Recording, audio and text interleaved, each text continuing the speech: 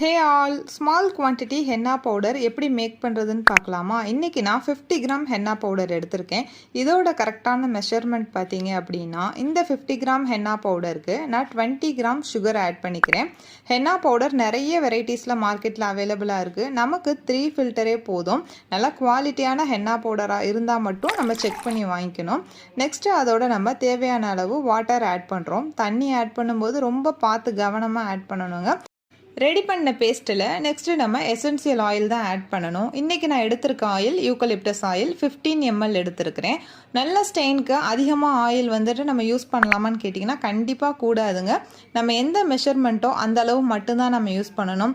நல்ல ஸ்டெயின் வர்றதுக்கு எந்த மாதிரி ஆயில் யூஸ் பண்ணணும், எக்ஸஸ் ஆகிடுச்சுன்னா நம்ம என்ன பண்ணணும், உங்களோட எல்லா விதமான டவுட் கிளியர் பண்ணுறதுக்கு 3 days நம்ம மிக்ஸாலஜி லைவ் கிளாஸ் கண்டக்ட் பண்ண போகிறோங்க. Coming 4th and 5th 6th 3 days நடக்க போகுது.